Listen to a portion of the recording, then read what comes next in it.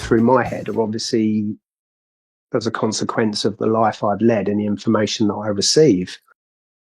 And like you say, I look at the world through this like a conspiracy lens, and not just conspiracy, that, encompass the whole thing, the servers that we're on collectively. That's kind of who we are. And all of us here are kind of similar in that way, but we're not, we are kind of outliers in the population, if you like. Right. So, we look at the world in a particular way and we take an interest in a particular way, whereas a lot of people don't.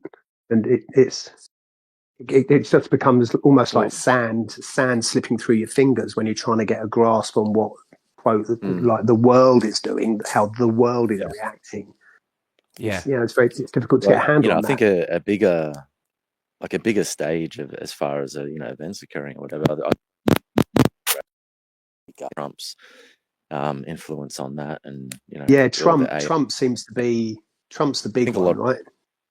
Yeah, he always is at the moment, isn't he? But between that, the Israeli, but he's the American president, isn't he? Yeah, it's all the big ticket. It's the big ticket items, isn't it? Yeah, absolutely. So I think I guess we could see the like magnetism of like how the U.S. empire is starting to pull away as it's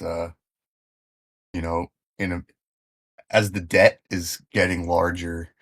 We're not able to fund a lot of these, so there's a lot of vacuums being created.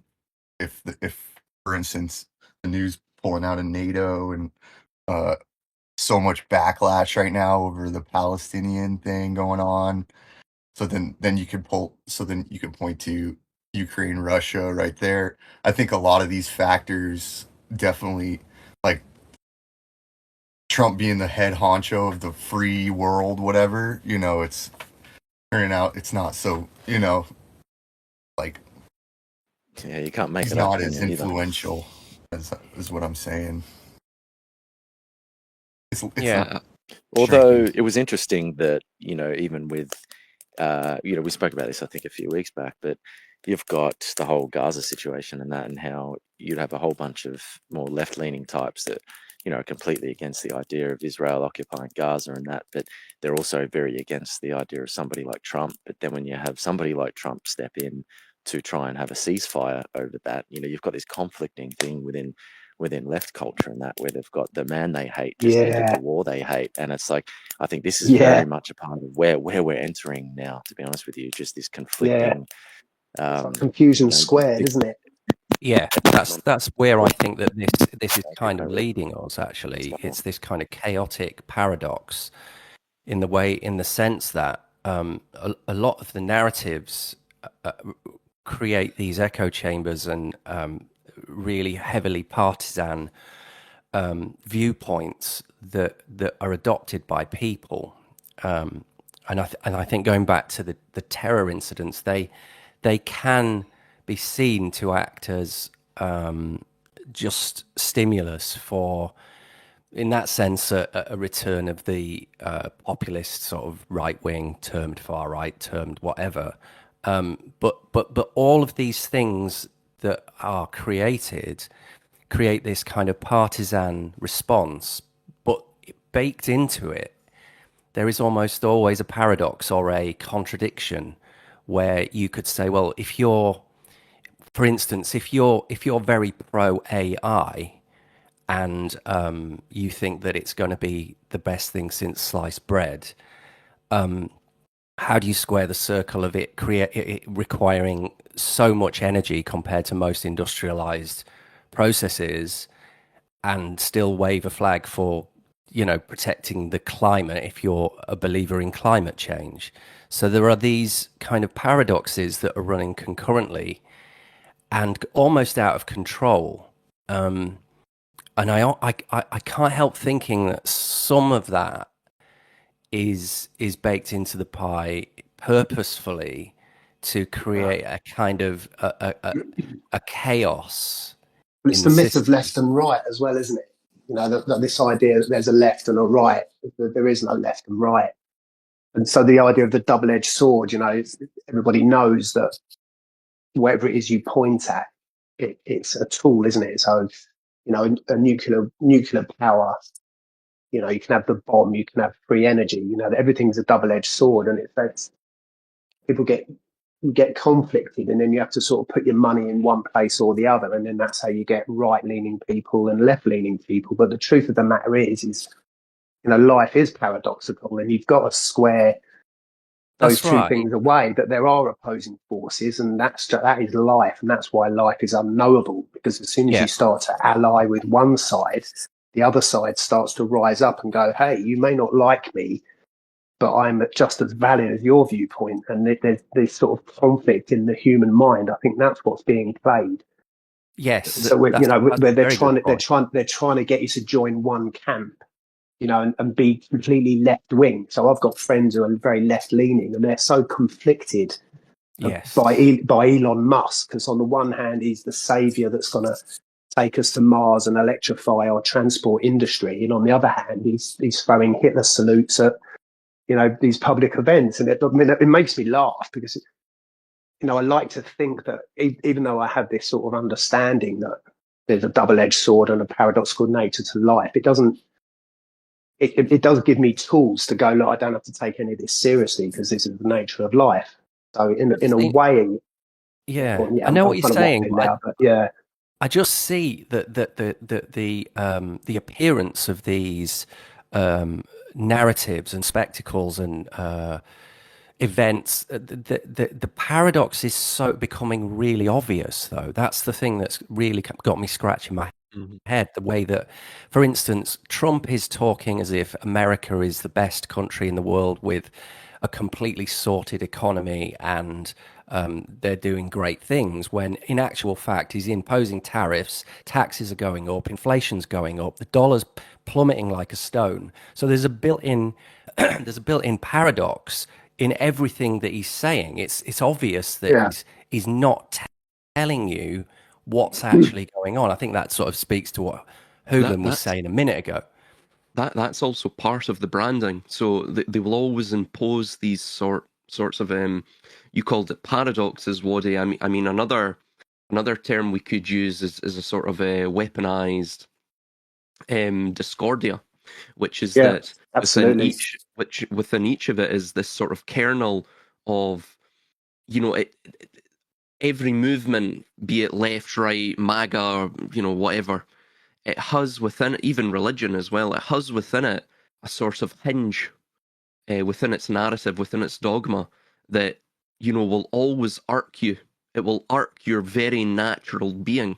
And it's designed to do that because once you get past that, once you know, still believe, even after this complete and utter, completely, um, irksome or paradoxical or completely nonsensical idea, they have you at that point. You're now, your attention is captured. You're now ideologically branded. Another thing to mention as well regarding these events is that they're basically short form spectacles, right? We live within an empire of spectacles, an economy of signs. So everything is self-referential. Effectively, it's a loop that we're on. And within the hyper reality of this empire of spectacle, they need these events, this chaos, this discordia, again, like Ordo ab chao, to maintain the illusion that it's real. And again, if you're in a play, Yeah, right, there's a point. be it the actor or you're spectating, or of course, if you're in these hyper realities, you play both the spectator, the audience member, and the actor at the same time. Um, if you're viewing something that it's boring, it's just a play that's, there's nothing really happening, and it's going through the sort of motions of the narrative, and there's nothing really dramatic going on, your attention is going to lessen. So you need these compulsive engagement cycles that are born out of some basically dramatic events of flair that keep you watching the series yeah. or the show Yeah. effectively of We're not society. allowed to settle. It's like, you know, it's almost designed to stop you settling, getting your feet on the ground, and then realizing that the nature of life is paradoxical, and that's fine. it wants to pull you one way or the other. It wants to put you in a group. But when we talk about left and right wing, so I can stick with that. But it's trying to pull you either into the left or into the right. But every spectacle that they release has this possibility of going, oh my God, I thought I was left, but now I can see there's like you're saying, there's a germ of truth in all of it. But it just keeps you hopping from one foot to the other. Yeah. Whereas really, the more measured response would be to stand in the centre peacefully and go, I can see that there's left and right in all of this, and then the dream dissolves, doesn't it? And you're arguably a better individual for it. But it's like they're slapping you around, aren't they? Here comes the left and here comes the right. Slap. Yeah, They've got you on the ropes. It's a storm of permacrisis. That's what it's basically. Yeah, right. That's the software that's running throughout society right now. That generates as well learned helplessness. That's what all of these events appear to be wanting to generate. Well. Exactly, yeah. Well, it's in terms of the left and right, the year. If we look at the year and what's sort of transpired, I see that the general consensus response from the population seems to be a leaning back towards populism and right wing, and it's not just in the West; it's happening in South America and other places. So that to me, it makes me think that because it's international as opposed to just Occidental or even just like in the normal Western nations, it makes me think that that's a deliberate push in that direction, a means to an end. I don't know what you think about that, but I just see that there's a definite, Farage in the UK that seems to be, rising up. The Trump presidency is quite right wing. And there are others in other parts of the world, Italy, Germany, I think Finland. It seems to be a way that we seem to be going, and that just seems. It seems that it couldn't possibly evolve like that internationally. So. Synchronously, they're very good. They're very good buttons to press, aren't they? And they're always going to be there. They're always a good fallback position, to press those kind of racial. Yeah, and to swing the pendulum around. Yeah, exactly. That's just coming around again, isn't it? It was popular, in the last sort of 5 to 10 years to be more sort of left-leaning in a sense, and it seems that it's kind of swinging back the other way, where most people I come across these days actually tend to have a bit more of a tendency to lean towards the right in a way. You know what I mean? They're starting to question all the gender stuff in schools. They're starting to question immigration. They're starting to question the way money systems, that kind of thing. It just seems like it's like a playbook, really. So you introduce all of this, like, broadly speaking, you encourage immigration, whether legally or illegally, and then you give preferential treatment, or you appear to give preferential treatment to these others coming into your nation, and then you can stoke up, the nationalist fervor, and it's just another, deception, because whatever happens in politics, it happens deliberately, right? So whatever's happening in your particular nation, you can bet your ass that it's planned. It's not, it's not like that just happenstance. So it's just that thing, isn't it? Swings from the swing of the pendulum. Yeah, exactly. Right. And exactly. I like how you brought up squaring the circle earlier in a concept, because it is just like these stooges that are on the stage that you could, they're lying right through their teeth. Yeah. And so it's the veil definitely is kind of falling in the sense that they're not even pretending, or the act is terrible in the sense that they represent us, or in a sense that, right? Like, it's like a wake up and smell the coffee moment. Yeah. It's like, we don't fucking care now. You can't do anything. This is the plan. like, get on board or fuck off. and so I I think- would, yeah, go ahead. No, jump in, Hoodlum. Sorry.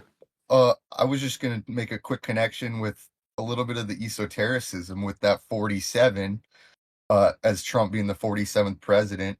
And I was going to tie Bowie into it because that's what he had on his sleeves.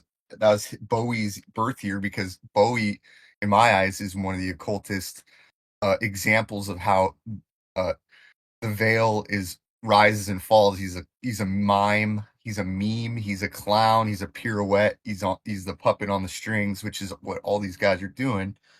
And at also 47 in Bowie's birth year, Bowie also was born on the same day as Elvis. So really, it's this kind of continuing, kind of going into that 47 theme of Trump being this.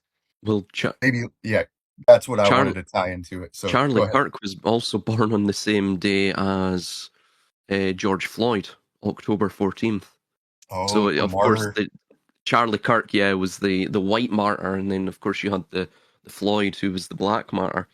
And it's even if you look at their dates of death, there's a weird there's weird numbers that appear there too. Yeah, well, the 47 as well, of course, relates to the 11, and that relates to Kabbalah. Even the idea, by the way, of the turning point. Funnily enough, that appears in Hebrew as the modern Hebrew equivalent of turning point would be mashber, which can also mean crisis point. But if you look at the biblical Hebrew, it actually means the birthing stool. So you see it in 2 Kings 19:3, and this is me just reading my Kirk notes, and it states, "Children have come to the point of birth, mashber, but there is no strength to deliver them." So the idea is that with each crisis, there's a new child of the agenda that's being born, or a like new Caesarean. stepping stone. Exactly. Yeah. Exactly. It would be called, like, Mm. for me, it's like part of squaring the circle, because the circle would be the chaos aspect, Discordian aspect, where nobody's come to any kind of points or conclusions. That would be the difference between like the letter J and the letter L, and the horses, the knight's movement on the chessboard. It's in this concept of being able to square the circle. That's where I was kind of breaching this point into trying to make some correlations, right? Because we got to pick up the patterns, the breadcrumbs, the details, the kernels that stand out, that are significant, at least just within consciousness. So that's where I. Well, I think that's a really good point, and it's a point you made in the chat notes previously.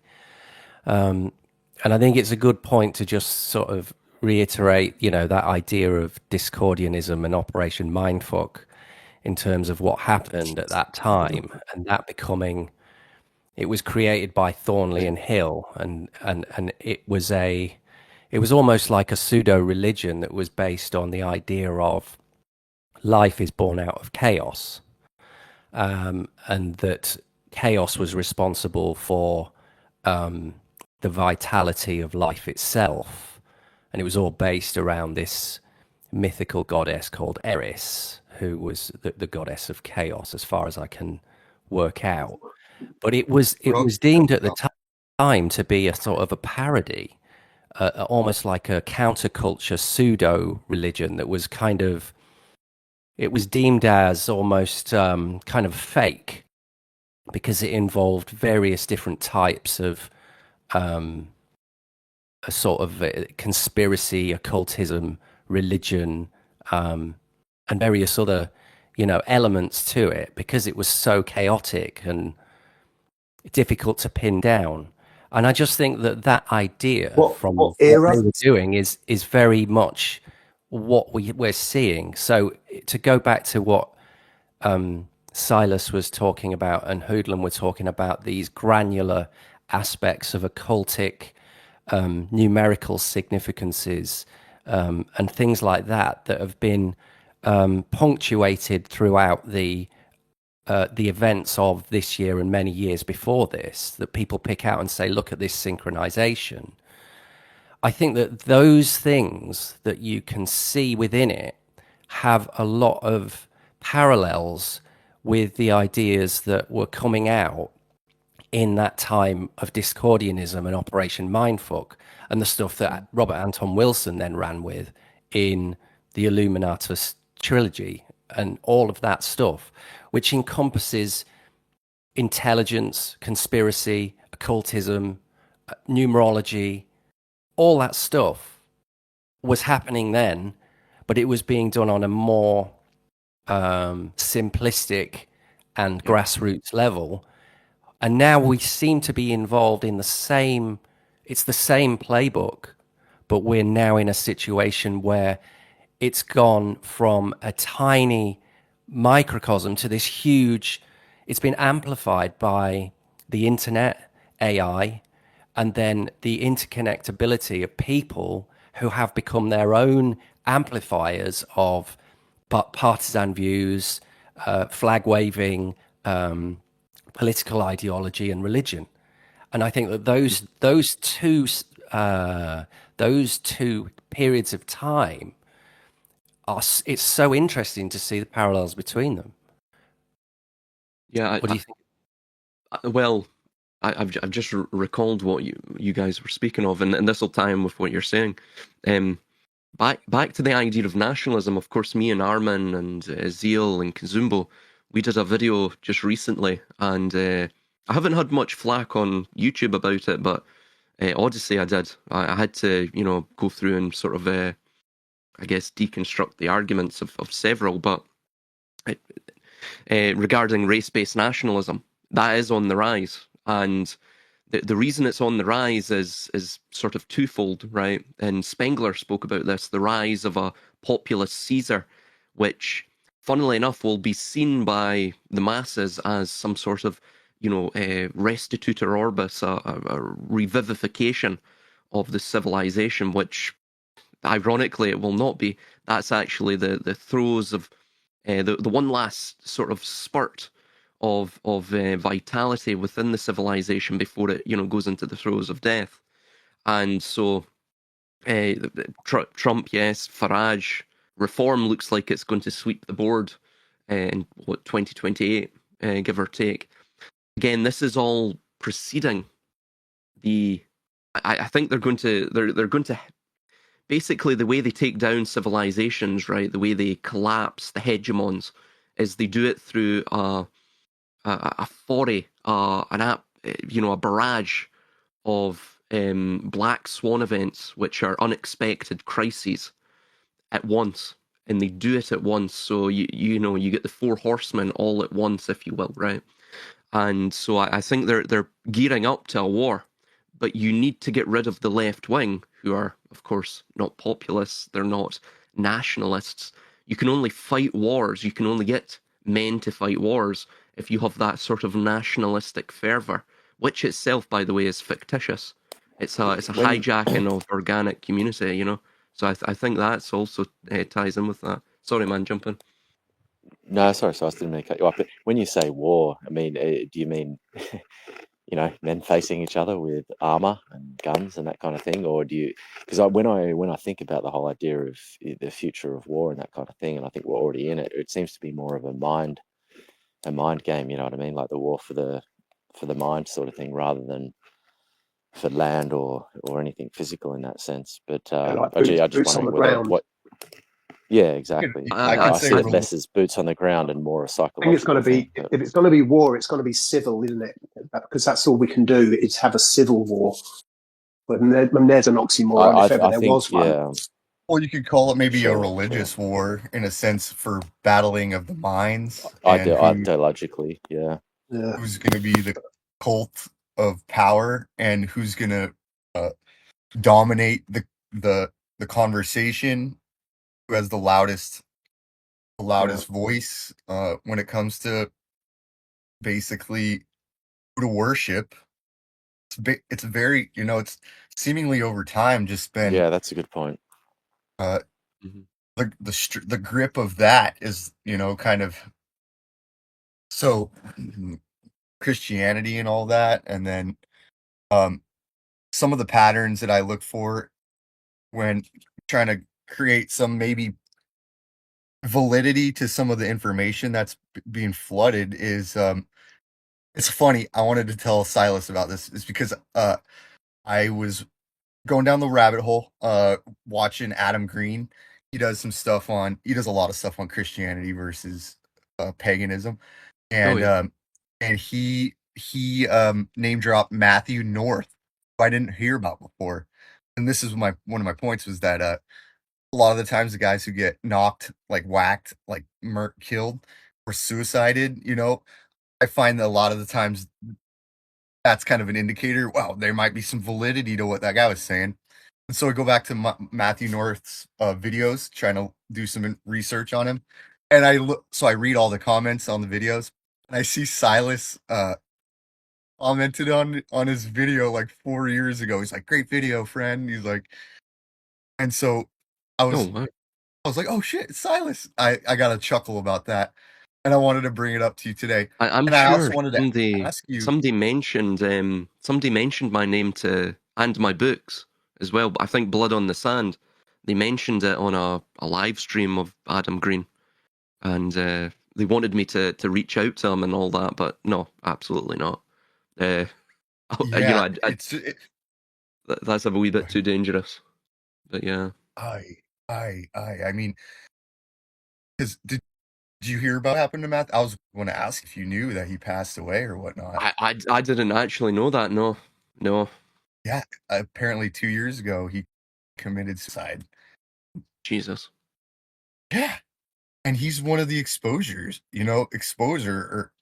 journalists who's this is I found about him trying to prepare for this kind of this recording, and he gave me so much good information about Bill Hicks and the John Birch Society and how Bill Hicks, his manager, how he got on the David Letterman show, and all his corroborations with Alex Jones and Joe Rogan and all these freaking so all these guys are all part of these, you call it these Discordians or these clowns, these jesters that are leading a narrative, right? And then look at what happens, right? See, I wanted to I was wondering, Silas, if you knew that Matthew North, that happened to him.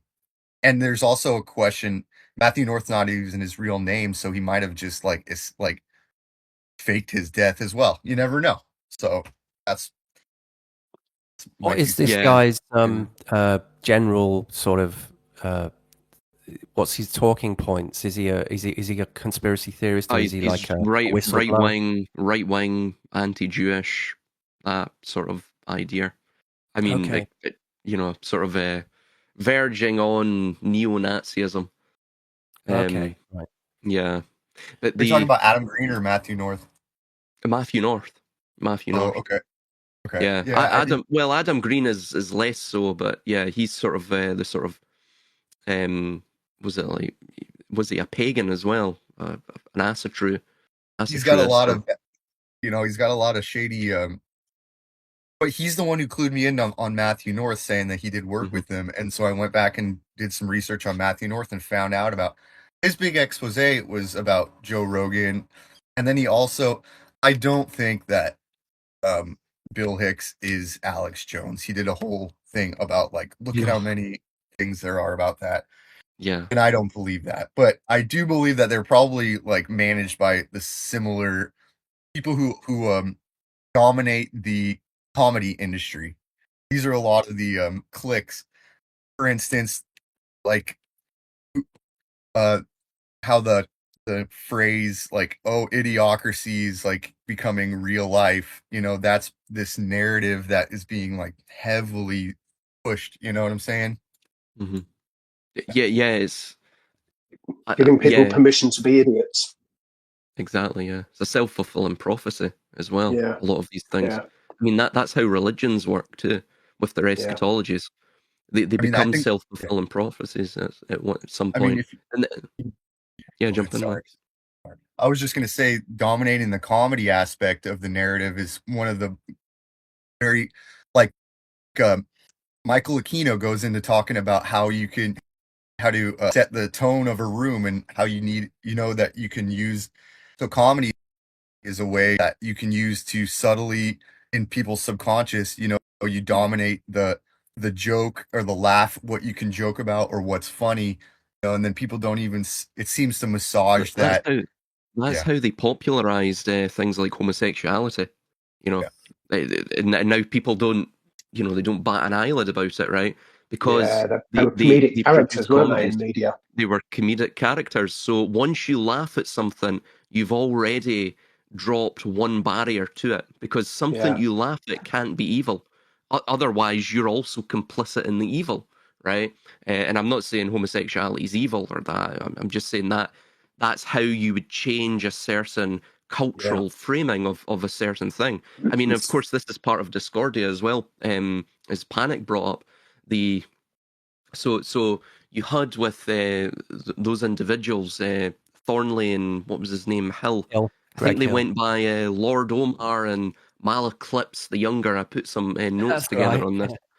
And interestingly, he was, if I can find it in my notes, yep, here we go.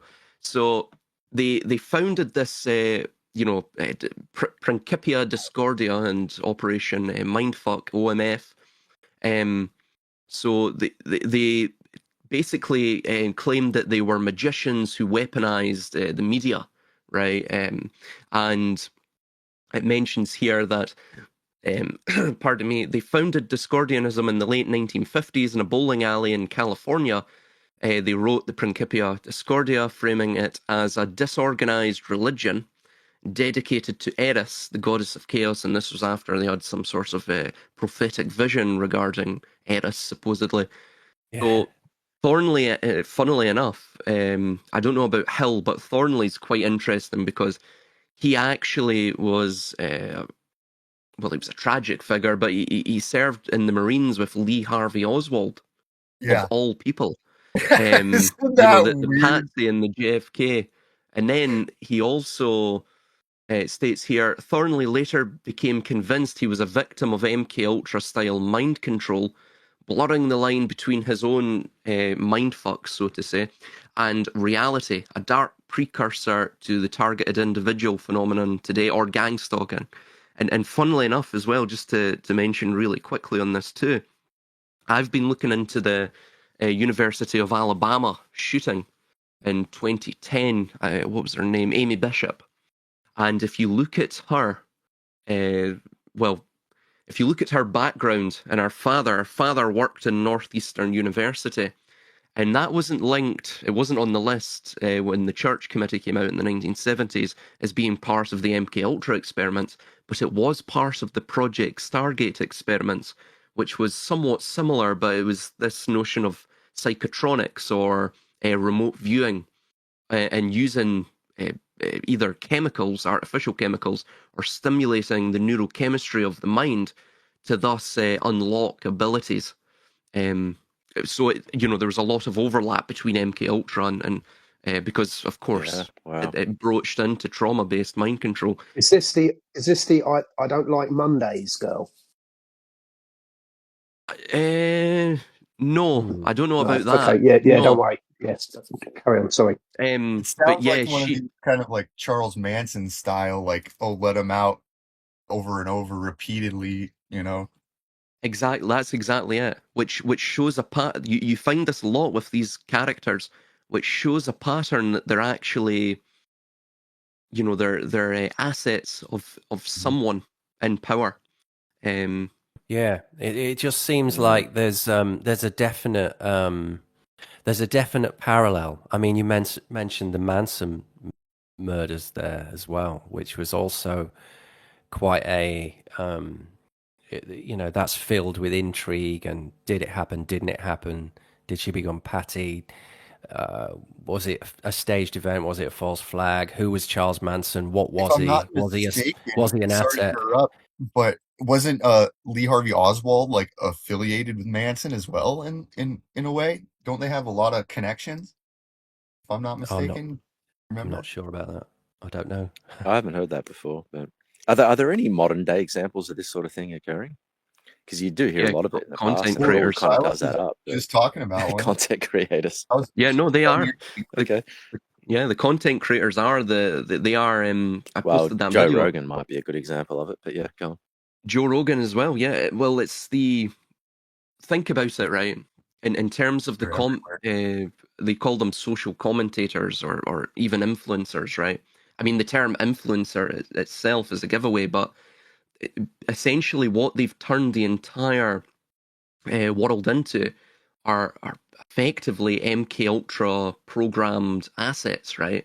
So it's Operation Yeah, Mindfuck it's 2.0, Yeah, you know? yeah, exactly. It's almost Yeah. like there's less input these days, and it's become more of a default due to just the They're sort just, of they're just environment the modern. culture we They're just exist in. modern weapons, aren't they? Modern weapons for a modern Mhm. war.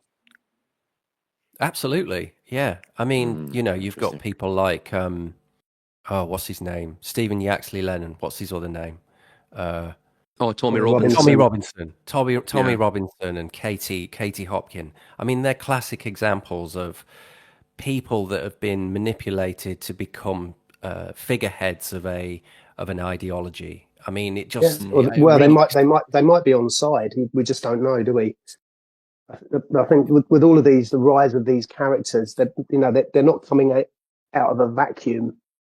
You know, it seems obvious to me that people like Trump and Tommy Robinson and all of those, they arise because a situation has been created that needs them. They're like an equalising force almost. So in the case of Tommy Robinson, and you've not got them, you've there'd be got someone else. Yeah. Well, it's exactly, like yeah. who would it's like the booking agent for Bill Hicks. Like how does he get to be on David Letterman, and what jokes do they allow him to tell, kind of thing. It's Yeah. the same idea where algorithm now gets to Mm. promote who gets the views, who's on the Tonight Show.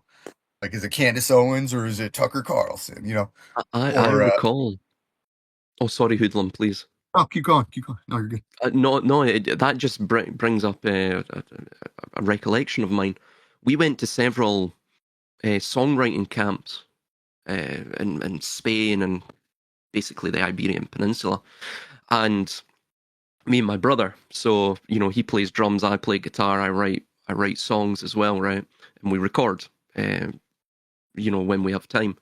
Anyway, we were working with this vocalist, and so we're typically the band, and we bring in session musicians for a time, and then usually part ways with them once the creativity's died.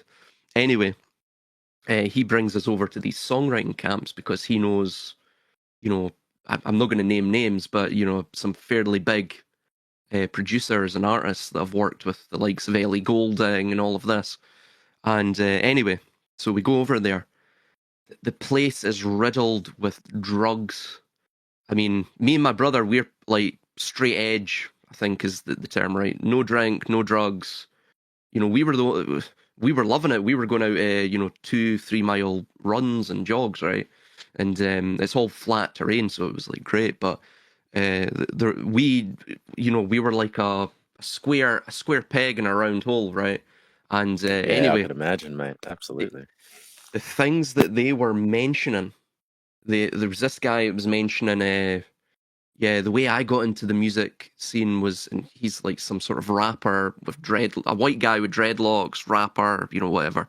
Like, you can see the guy's like done some heavy drugs, but before he signed to this record label, it's not a big one, but it's fairly medium in terms of Scotland and the north of England. He was homeless, right? And he said the way that I got into got the record deal was I met the producer, and basically goes on this. I won't go into the details, but he's talking about this. They had an orgy, like a pagan orgy, in the bloody woods, right, the forest.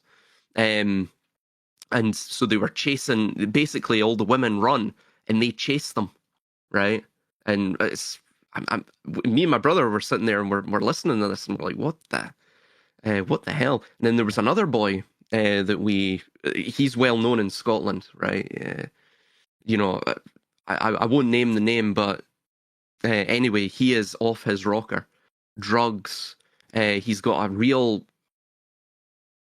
He's sexually perverse as well, And we were sitting down one time. You know, I'm playing guitar, brother's playing the cajon. You know,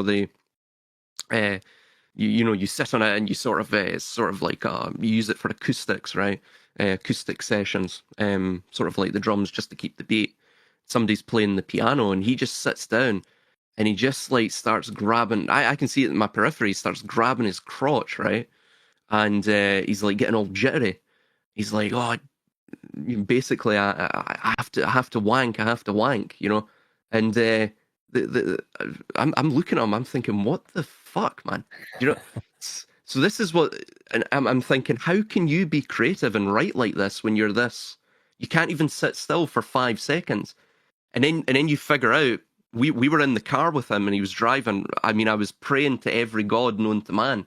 The guy's doing like bloody 90 or 100 down this Spanish road, and weird, wacky turns, and Jesus Christ. Anyway, he's on the phone to the English agent that he's with, and he mentions to him.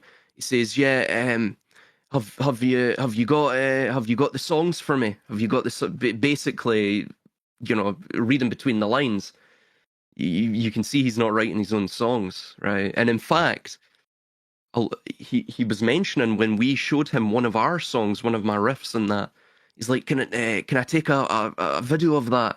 You know, I'll use that for my band. You know, and this is what they do. So it's not just him; they all do it. So they'll bring in fresh talent to these places, and they'll essentially record them, and well, the producers take the hooks and the riffs, and they'll use them in their own stuff. You know. But it's apps. I mean, that put me off even the music industry in general, because you realize it's basically you've got a bunch of programmed, drugged out people, even at the lowest levels. So how worse does it get when you get to the upper echelons? You know. I mean, that's it. I mean, you've hit the nail on the head, haven't you? It's programmed. Now, this is a program, and this is how they create the programs. Rather than some kind of think tank, they're just tapping into all the resources they have, and it seems like what you've experienced there, that's one of their resources. I mean, he's stated it, hasn't he? He's stated, isn't it? Oh, tonight I'm going to tap into your creativity, but we're going to use it to deliver the message that I'm in charge with delivering. If you're a compromised character, yeah, exactly. Yeah. Compromise. That's the word. Yeah. Same in politics, I imagine. Would that be like a ritual of Pan, you know, or Eris, like that ritual that he had to do in the woods? Do you know what's weird? See, when we went into that, it was the one we were there for a week, but the whole house. Well, I say house; it was actually a mansion that this celebrity guy owned, right? And the mansion is weird as shit. It's in the middle of nowhere, in Andalusia. And I was noticing you have, as soon as you walk in, see right above the door frame, you have Pan with his pipes, you know, like dancing. You know that it's a very famous painting from the 1900s of Pan with his pan pipes. That is right above the door. Then when you at the back door, you've got this huge owl statue, right? And now that goes on. That songwriting camp, quote quote songwriting camp, it goes on for about 3 or 4 weeks within the year, but they only allow, let's just call it what it is, like us, the uninitiated, you know, the amateurs, they only allow them there for 1 week of those 4 weeks of the year. Profane. So what the hell are they getting up to for the other 4 weeks? I mean, I'm not joking you, literally all that's around it is well, it's basically a dust bowl, right? Prior, there was farms, olive farms, and that there, but they're no longer there anymore. And I think the closest town is like, I think it's like 45 minutes away or something like that. So this is literally middle of nowhere territory. In fact, the area was it was used for spaghetti westerns, right? And yeah, so and another reason they're using Spain is all the people are poor. We couldn't believe it. We went to the shop 45 minutes away, and it's a small village, we got, I'm not joking you, maybe for me and my brother, I would say 4 or 5 days worth of snacks and huge gallons of water. I don't know how many gallons were in these things, but they were heavy, and that came to €30. I mean, here that would be you're talking well into the, I'd probably say £120 or something like that. So these, you can see why they've chosen the place, right? But this is exactly, I think, this is MK Ultra in the modern day. They just don't call it MK Ultra. I mean, Yeah, as well. It sounds like an Epstein Island for the budding musician class. Yeah. You've got the remoteness, you've got the esotericism within the place, you've got the debauchery, and you've got this interaction of people, it's a sort of a test bed.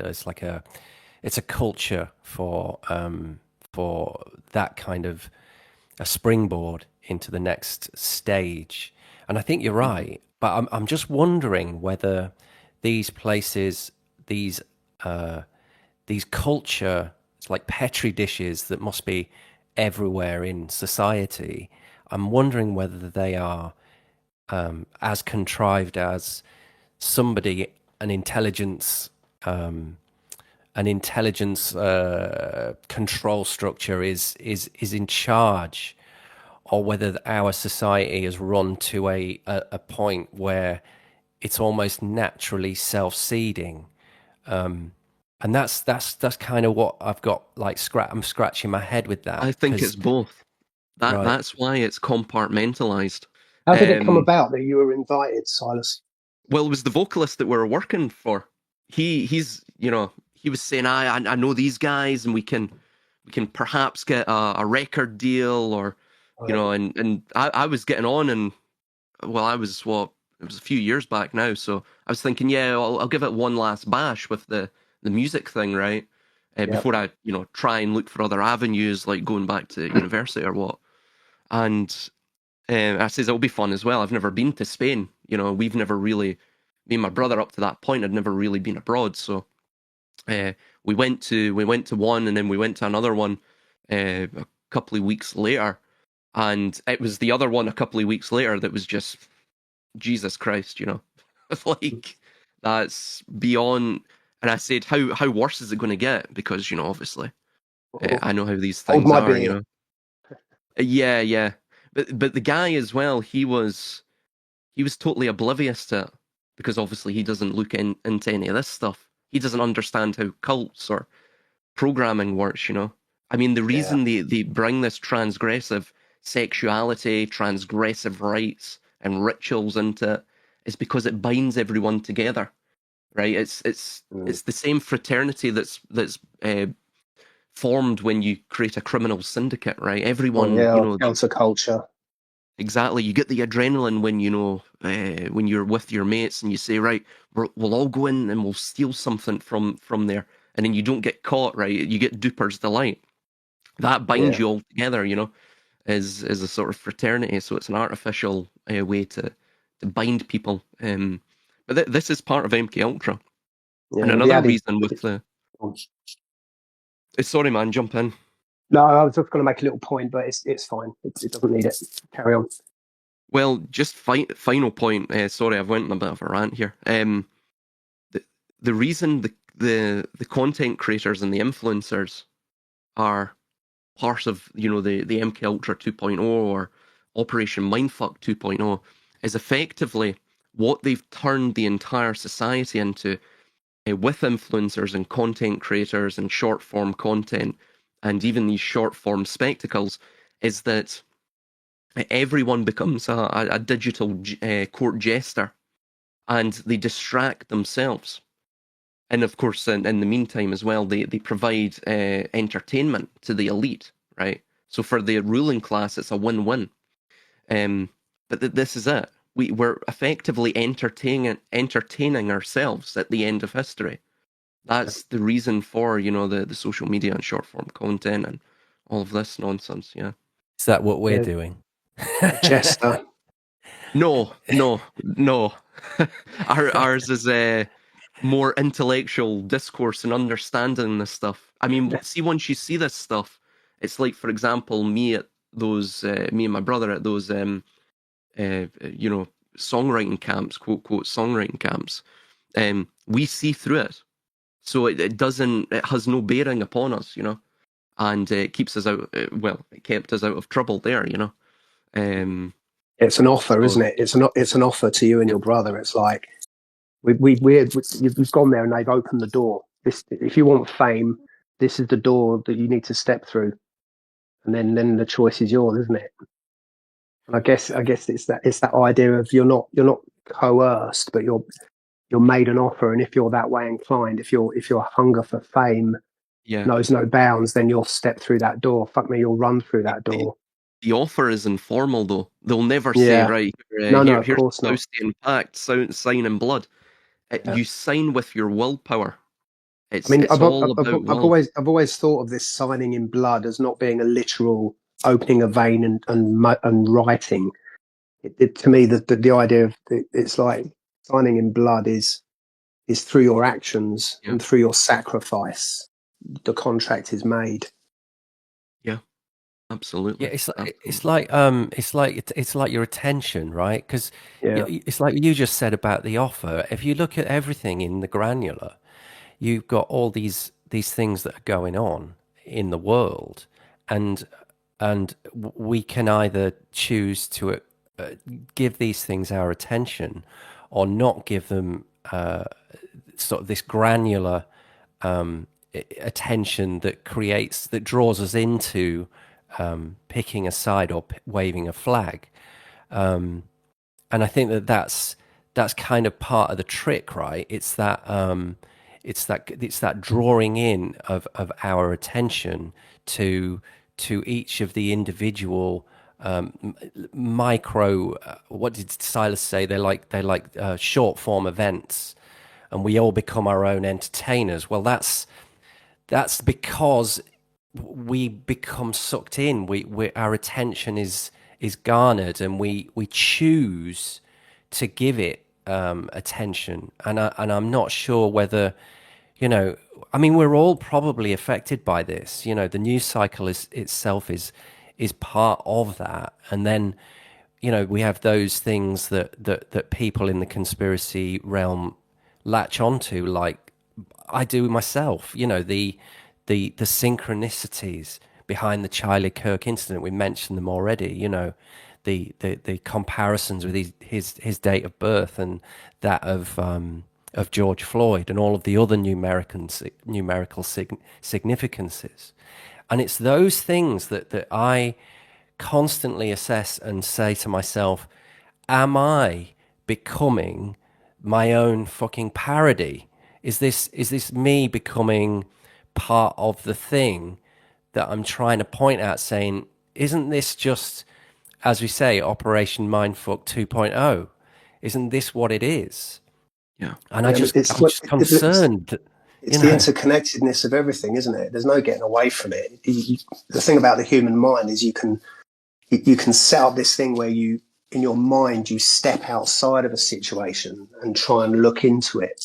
And that's part of what the human brain allows. But at the end of the day, everything's interconnected, and there's no escaping self or other or any of that. It's like we're all in this sort of this very complicated oneness, right? So, yeah, it's that, isn't it, really?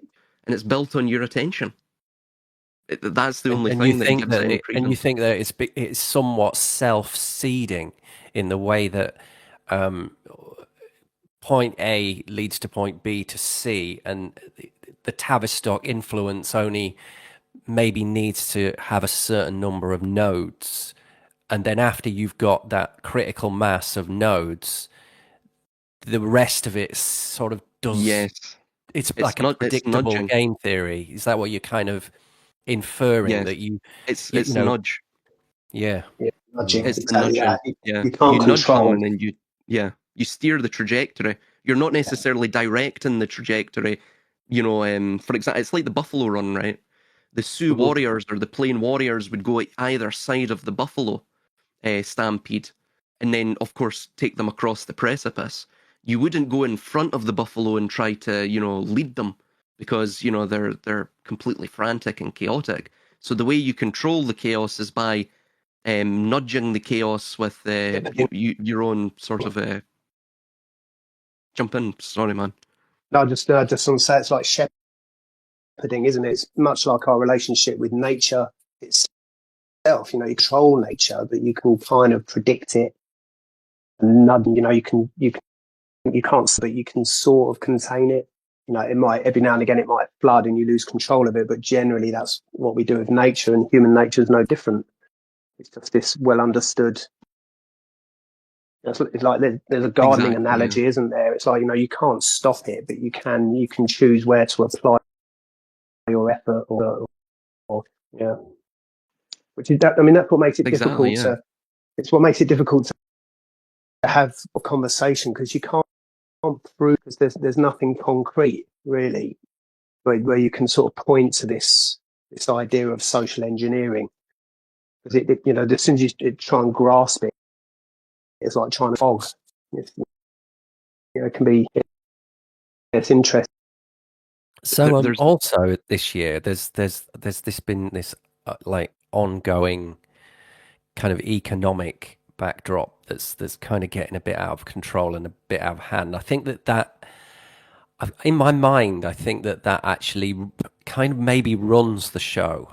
I'm not entirely sure, but retrospectively looking at COVID, there was a serious repo market event in the weeks just leading up to COVID. I'm not sure whether they would have been able to roll out COVID in the way that they did so quickly. So maybe it was a little bit more preordained than that. But it just seems that we're heading into the final acts of the economic change.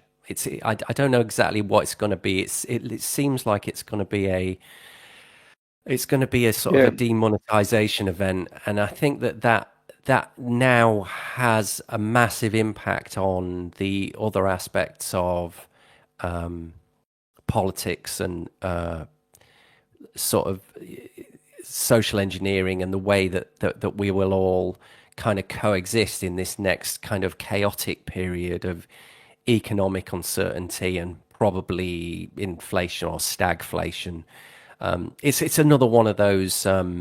It's another one of those paradoxes, because we're currently existing in this situation. Fed Chair Jerome Powell stepped up this week and had almost admitted that he's between a rock and a hard place, because in the US he has the debt that's out of control, which is leading to an inflation rate that they're claiming is only 50% above the target, but probably is likely way more than that.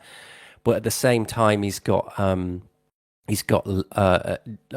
joblessness. So he's between a rock and a hard place in terms of his next move. If you want to save jobs, you reduce interest rates. But if you reduce interest rates, you fuel inflation. And he's got both. So we're in this absolute paradox again. It's another one of the paradoxes that we're currently living through, in this chaos that we're living through. And I just wondered what you guys thought the economic situation was going to look like, say, in 12 months' time, and are you concerned about it, and are you doing anything about it, and are you? I think. Do you even care about it? I think there's a lot in there, what you're saying, and I think for sure, you know, there's a lot of truth there. But at the same time, I do think they can drag the whole kind of economic gravy train on for millennia. To be honest with you, I feel like it's something that's always just, I agree. a can being kicked down the road, and the fear of it being kicked down the road. So therefore, we're always clenching onto that little bit of fear about what the economy is going to do. And at the same time, it's always heading in that direction. Don't get me wrong; it's definitely heading in the direction you're speaking of. But whether there's an end game to that, I don't think there is. I think the whole game of that is to drag it on and on and on and on. Personally, Yeah. But what do you think? What do you think is the outcome for the average guy? Do you think that will have no impact, because you're talking as if, well, there'll be winners. Say, there'll be winners they're and there'll going to be drag losers, it on, won't they? yeah. Exactly. I think the class structure just becomes more definitive ultimately. Okay. Does that make I, sense? I, yeah, it makes sense, but I think that it's possibly slightly more advanced than the average person is I mean, what are the, Well, what are the I would. what are the Oh, possible outcomes? So, you know, we could return to, like, talking about this island. We could return to, like, the idea of class. So you have your upper class who are moneyed and live in the nice houses, and then you have your working class and you're poor, and the poor are in poor houses and they got fuck all and they live on crust of bread and they live in slums. And then you've got the people who are not. So, you know, it could return to that. That could come around again with a modern yeah, hat on it. yeah. Well, I But think that that's possible. in terms of protecting yourself, that's the one thing that arguably you have. So, but all you can do is hedge, right? All you can do is hedge your bets. So, in Yeah, terms of finances, what can you do? So, you need to avoid fiat, arguably. So, you want to get your money into property or metals or crypto. I mean, that's kind of it, really. That's it. But yeah. for a lot of Some people, sort of asset. Yeah, for a lot of yeah, people, that's not an option. I mean, I can't speak for anyone other than myself, really, but you know, it's claimed that everybody has debt, everybody has credit card debt. I've heard figures like the average adult individual has 30 to 40,000 pounds worth of debt, and that's not including mortgages. So, you know, The, maybe people don't have any wiggle room to hedge. yeah. Yes, yeah, absolutely. This is exactly what they're doing right now, though, and it's kind of at the stage where it's starting to accelerate. So we're in this situation where obviously Donald Trump is talking tall on the American economy, but he's also said at the exact same time that he plans to devalue the dollar, which is exactly what he is doing. Now, you can devalue the dollar. That's great because that creates this civilization that has a greater chance of becoming an industrial player in the world and can maybe rebalance the system against the Chinese situation.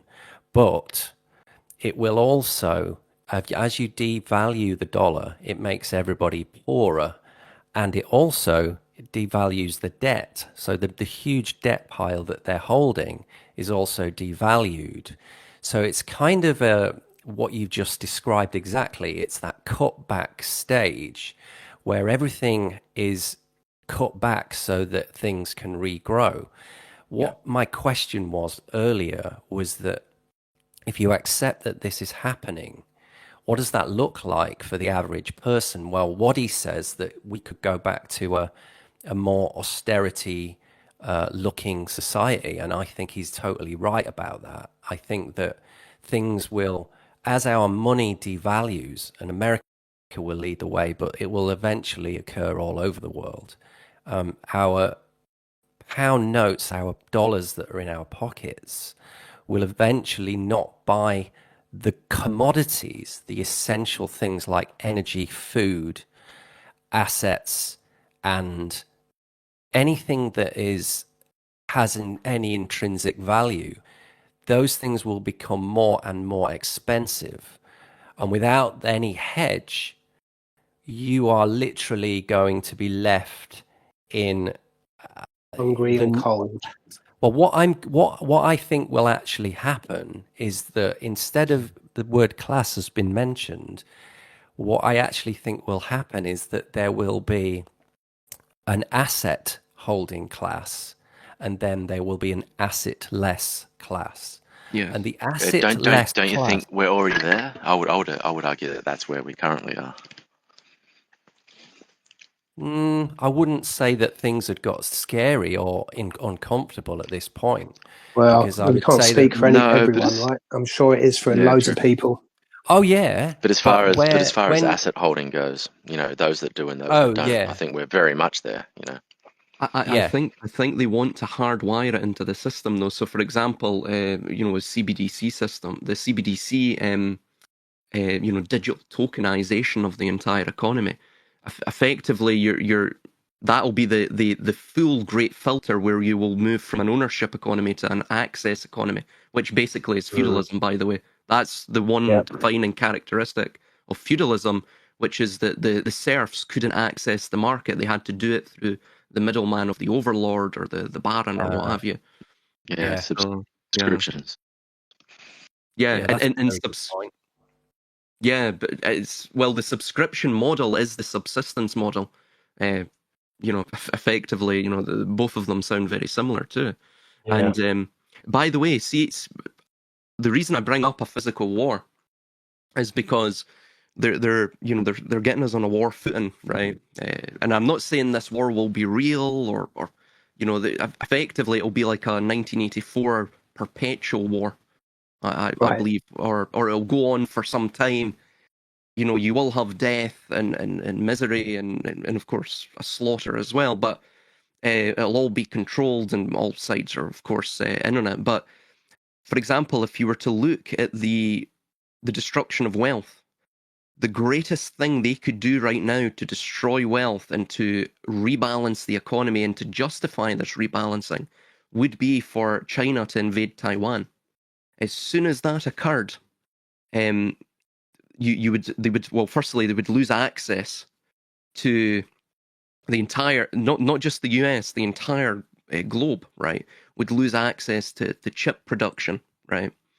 That would right away revalue everything in in an economy that's essentially now completely interfaced with the digital sphere, right?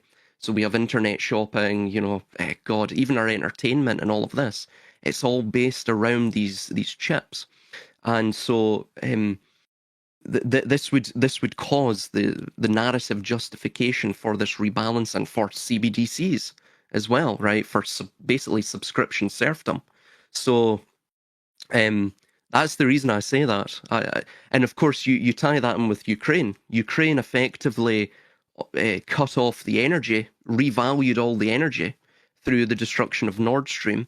It also revalued all the food, not just going to the global south, but also as well in the shopping, the supermarkets here, right? Now, again, the revaluing is something they just do whimsically, right? It's something that's all based on a sort of model. It's not actually based on all the people within the free market, quote the market forces. Yeah, it's not based on that. You have market makers, and all of it's just an illusion of the mob, of the crowd, and all of this. Basically the idea is whoever creates the money, or the fiat in this case, is God within the system, effectively. Hence why fiat means let it be, right? I mean, that's straight from Genesis. This is how they view themselves. So they will always be closer to the source of the money creation. Therefore, they will have less of an effect. The inflation will have absolutely no effect on them, and it has a greater and greater impact the further you go down. Yeah. So it's a sort of trickle down effect in terms of inflation and such. Yeah, I have a think theory. that. Go on then. Yeah. So Hidden America has those videos. Silas, I think he did a little breakdown on his latest one. So I was going down through some of his comments, and I saw that his next someone requested to do a breakdown on this guy called Dr. Amon Hillman, and he agreed. And so this guy's on, a Hidden America seems, he has got a lot of good esoteric points. So I'm building up to this theory here that so he goes into a lot of Medea, the goddess Medea. And this is what I was referring to in the chat suggestions, was like the tying in of this Eris discord with this god of Medea of old. And, it could be interpreted as Isis, I think, as well. The mother, the Greek. I thought you said media, but it's Greek Medea. before. Yeah. It's just, I think it's basically, yeah. The goddess of illusion. Yeah.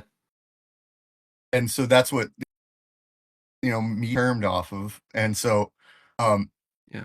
So the theory in this estimation here, I've been doing some interesting research on Dr. Eamon Hillman, and he goes very deep into this goddess Media. And so I'm trying to find this symbolism and what goes into it. And apparently, so the Greek language is possibly like one of the most elaborate. You know, a lot of English languages, all of the terms are rooted in Greek, Latin to Greek. And so I think even Hebrew is possibly rooted in Greek. Greek was earlier than Hebrew, I believe. And so this idea that the complexity of the language is what like articulates the nature like of the culture, the quality, the value of the culture. So I think that the language goes hand in hand with the we'll say the empire or the nation of a culture in relation to these gods of what this Medea cult would do. It's some wild shit, but basically they were mapping the inner mind in trips, and they would record them when people would get into the religion. They would like take some crazy ass hallucinogens or whatnot, and then when they were, you know, like going through this religious experience, near death kind of mental fracture, whatnot, of discord, you know, of this complete conscious break, and they would bring them back, and they would like while they would record all the experiences. And so that might be one of the reasons why that language is so complex, and they have such a map of the mental aspects. And so one of my hypothesis is that like the complexity of the language, the ability to uh, transmit these complex ideas and thoughts into reality. Go back to Genesis. The word was first thing was the word. And so, you know, that's one of my ideas here, where maybe that's kind of the you see the dumbing Yeah. down of the idiocracy of the language, and you could see a degradation of culture going down with that. But then you could also, like we're doing here, synthesize it into a higher dimension. Bingo. Yeah, yeah, it's absolutely. Somebody said to me as well, he says, "What, you know, going into the etymology of languages isn't smart." Well, it's, you know, I'm not doing it to be smart. I'm doing it because effectively the language contorts your mind, and it tells the landscape and the soil of your mind. Effectively, if you, for example, even that idea of Medea, right? That, by the way, that's also rooted. The root of that word from Proto-Indo-European is also rooted in medical. So you have the medical system as well, right? The And staff of so Hermes, and that's the Yeah, the dollar staff of Medici. sign. Hermes, yeah, yeah. Well, the staff of Asclepius, and that in the Medicis as well, and that also turned into the caduceus. But funnily enough, the Greek, it also ties in with the Greek word medome, which is to rule over, and that comes from the Proto-Indo-European root med or maid, which, you know, it basically signifies intelligence, magic, strategic thinking. So it's effectively what you're getting at is the what I call the and I'll let somebody else jump in a minute. I'll be really quick about this. Sorry, I'm talking a wee bit and a wee bit too long. And so effectively what I call the Paleolithic deep state. So if you all of this comes from the priest class, right? The ancient priest class. How do I know that? Well, if you look at any tribe, the first, bar the king or the leader, the first individual that is given any sort of leisure time in all culture, all human expression, all, you know, human creativity, all of that comes from leisure time, which is why, of course, they try and sap our leisure time through working and sapping our energy, right?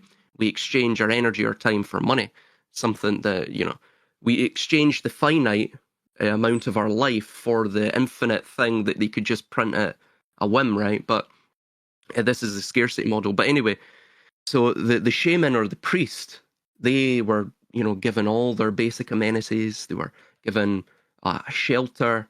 They were given probably perhaps implements to write or to view the stars or other things, anything they asked for, because they were the intellectual heart of the tribe, right?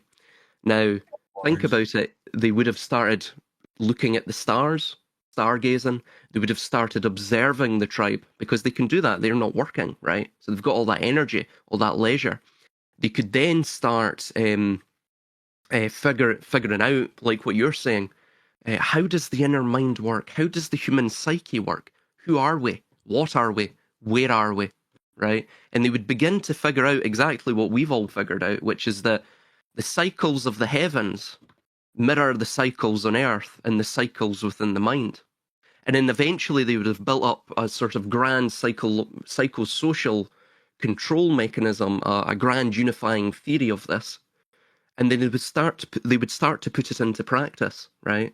So do you notice, for example, the precursor to any great empire throughout history, you'll have a great cultural, usually it's built around language, a great linguistic or cultural effervescent outgrowth of that nascent empire. So, for example, in terms of the British Empire, it was that of Shakespeare. Why? Because, well, I mean, if you look into Shakespeare's life, the guy probably didn't even exist. He was just another one of these sort of placeholder figures for, you know, a committee that was behind him, right? If you look into Shakespeare as well, I mean, what we have, the scant records we have, he was born to a peasant family. He was uneducated.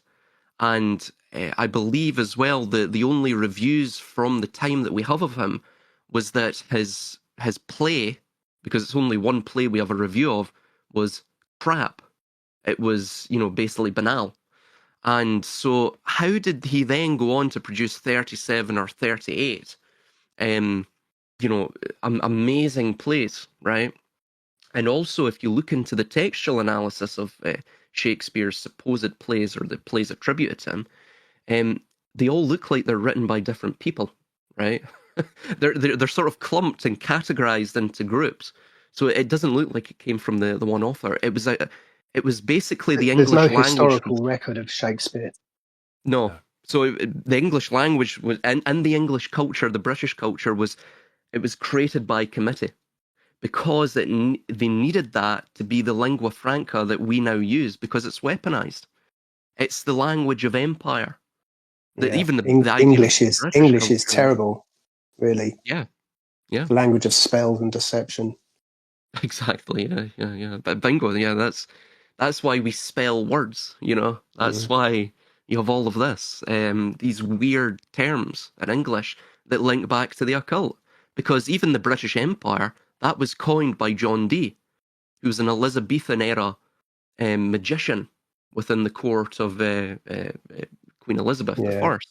And then he goes over to Tubal Cain, yeah. And that's also, funnily enough, the two balls in the cane, the 007, that also looks very similar to the Facebook logo as well, if you rearrange it in such a way. And even Facebook is tied into John Dee. and John Dee was around in the time of Shakespeare, wasn't he, or the proposed time of Shakespeare?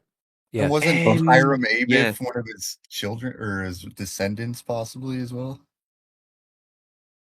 Hiram Abiff? No, well, the mythology of Hiram Abiff goes back to, God, what was he? He was a king of the. He was the builder, I believe, of the temple. Yeah, well, Hiram Abiff. Killed. Yeah, I forget what he was a king of though. Now within the biblical, within the Masonic myth, but effectively it means in Aramaic, my master or the master builder. Right, you see this within the Kirk story as well. Trump is called the master builder. Hell, if you even look back far enough, Jesus in some esoteric and Gnostic texts is also called the Rabbon, which is also a Masonic designation. It means my master. If you look into Christianity, I mean, that was founded as a mystery cult as well. They're all mystery cults, every one of them. You know, right? There's a lot of shady business with the Yahoo, you know. Well, think about it. Yeah. Yahoo as well, yeah. All of that. I mean, think about it, MK Ultra, mind control, but what else is that an abbreviation, an acronym for? Mystery cult, of course, in the German, right? But so it's the thing goes hand in hand.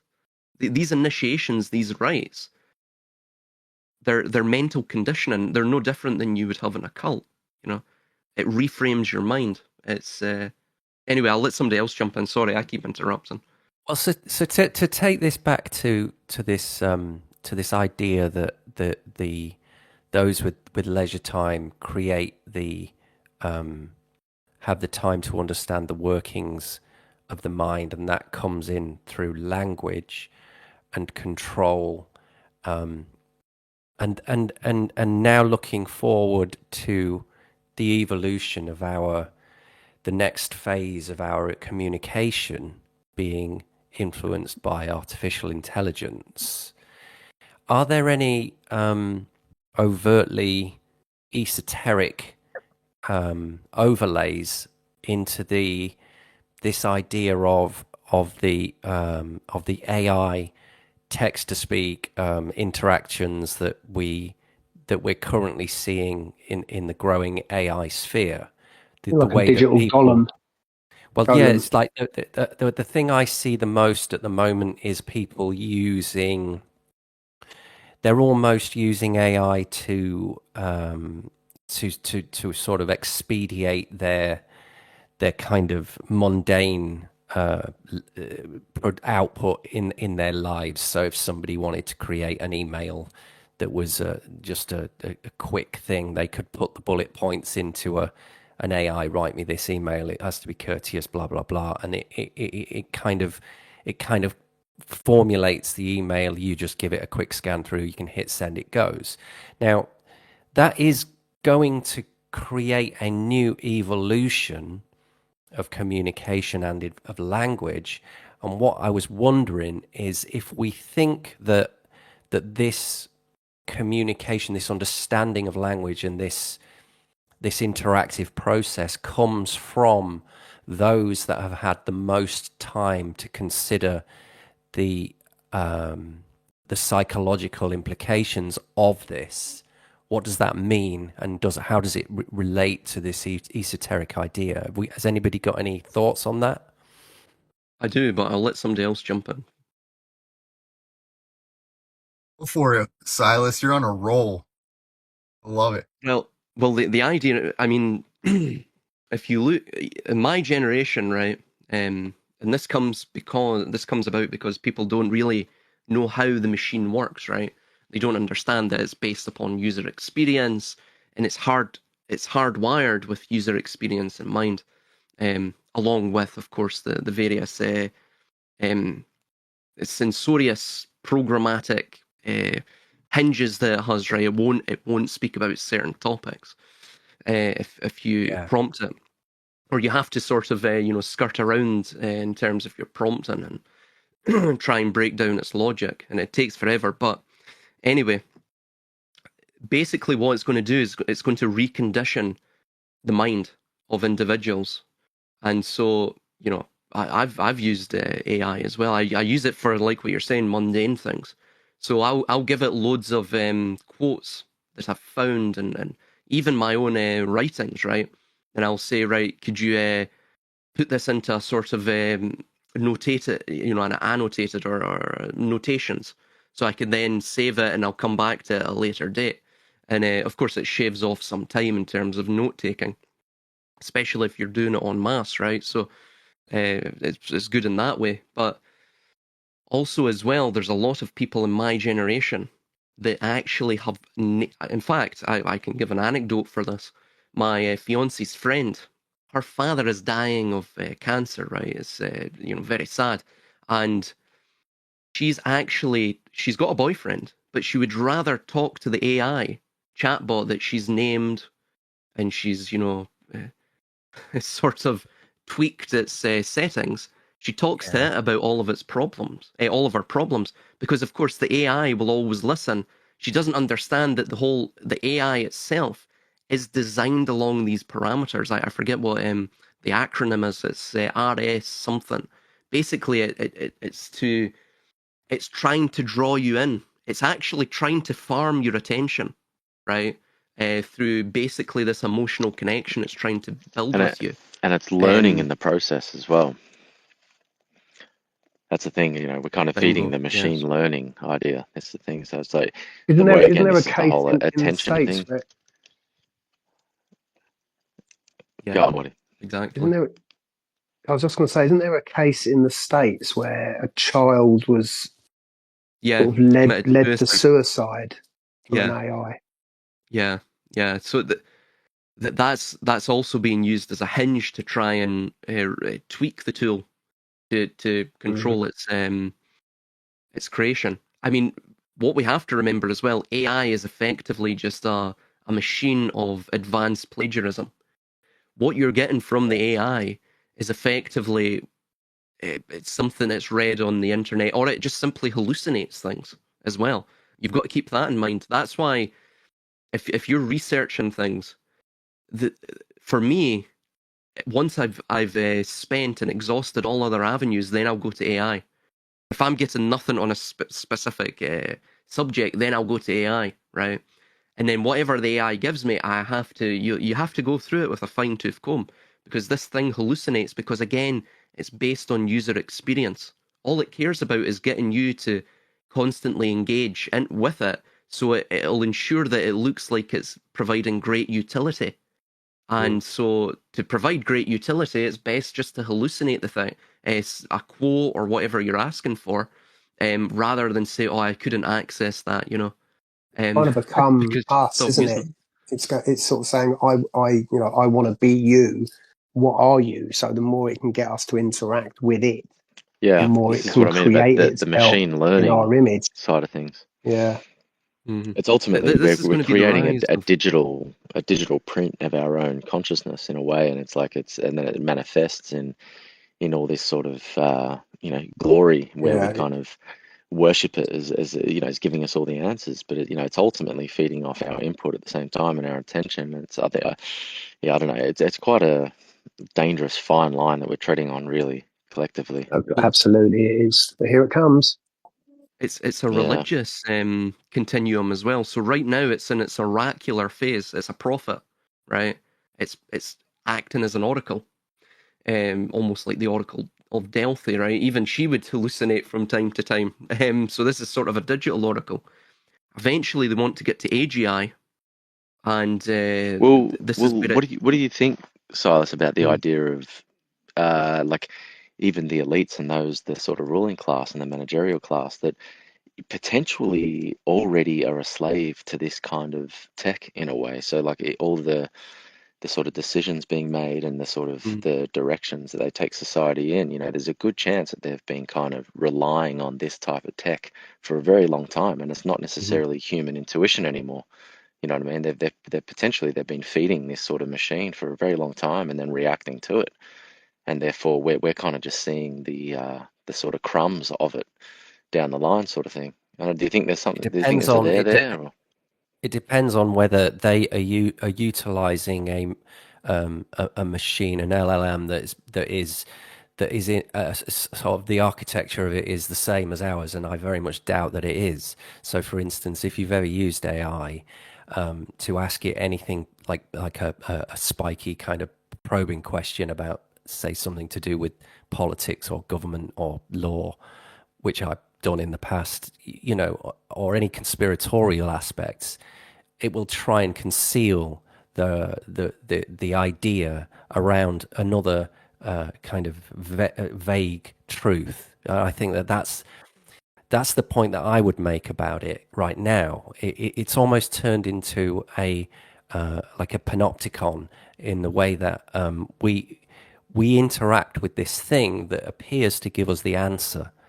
But the answer, if probed, you can say, well, hang on a minute, what about this? And then it'll go, oh, yeah, I didn't say that because I'd forgotten. Yeah, you could look at it that way. And it's that way in which the language can be, it can be made into and channeled in certain directions. So it's like going back to that idea of, can we agree on the truth? Well, no. it's very difficult at the moment to agree on the truth, because we're operating inside this chaos, which we were bringing up at the start of the conversation. Now, AI and that this new language that we're all going to be using and speaking in, maybe not us per se, but I'm talking in a generation's time, when these language learning models have been around, a decade or two, and the offspring of the people who are alive right now know nothing else except, it'll be like the smartphone generation on steroids. They will be operating where language to them is automatically involved with these LLMs. Yeah. And I think that is where this leads. It leads to a reduction in the it's almost like a guardrail. It's like an Yes. automatic guardrail, where you can't think outside the confines of the AI this architecture. then, But I think that what you said about the elite, I think their guardrails are all off, and they're structured in a completely different way, where their yeah, of interaction, course, are just of totally course, different.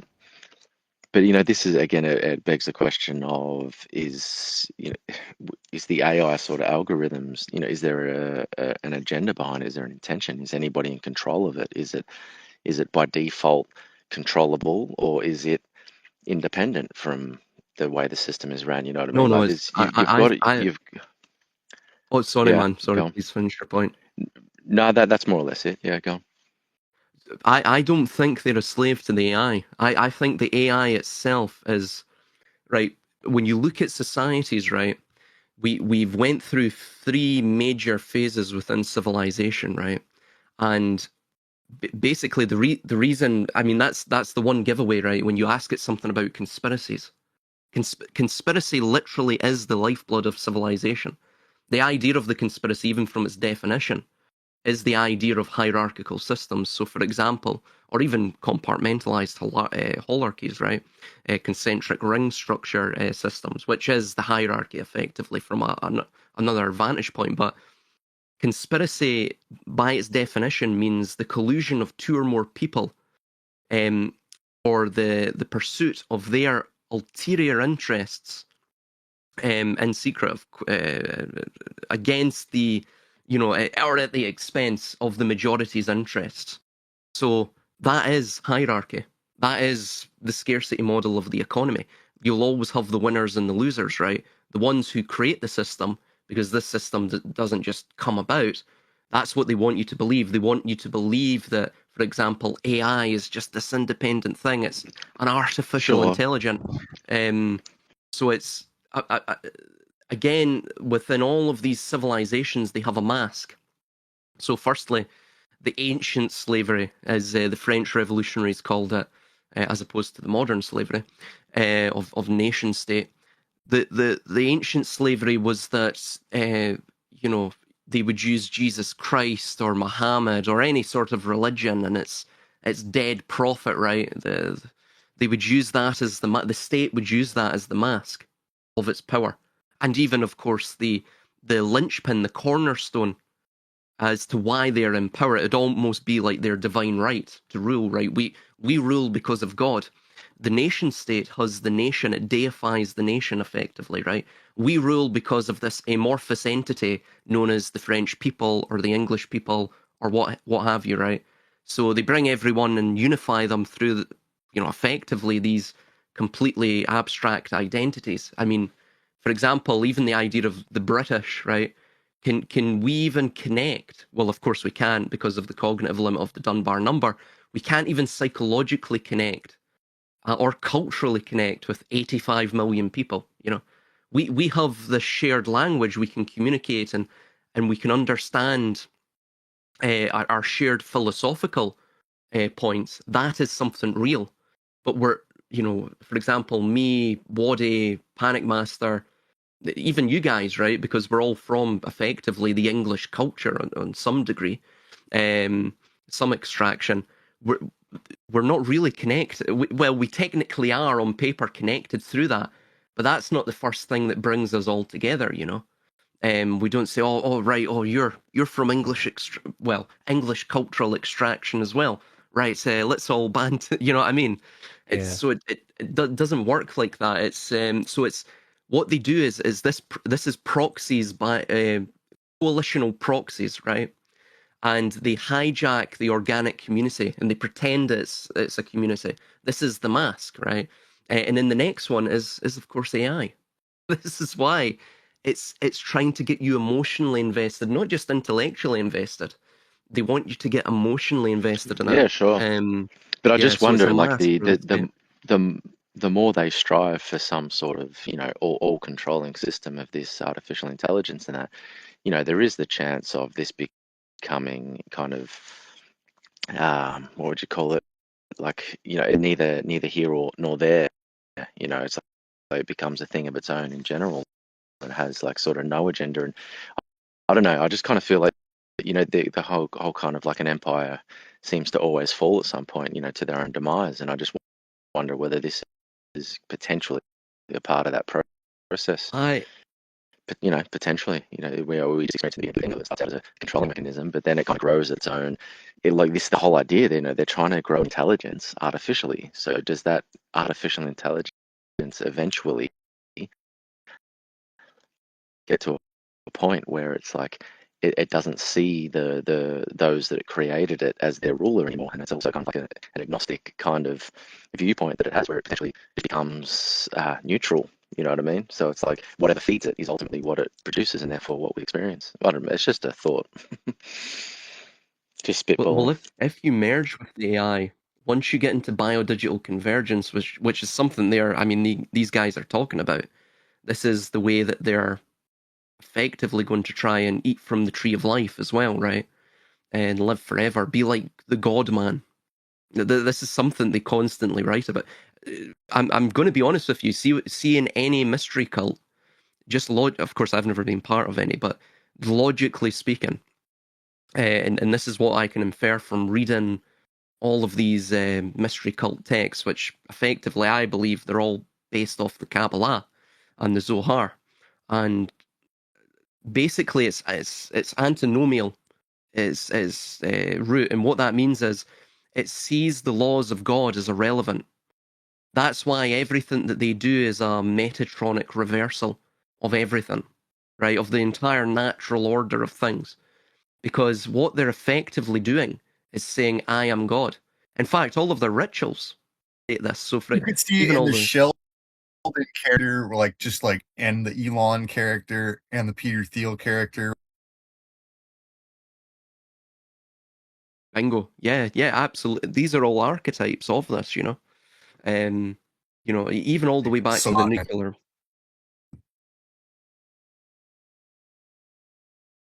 Oh, sorry, man, you broke up. Yeah, Continue I again with think the.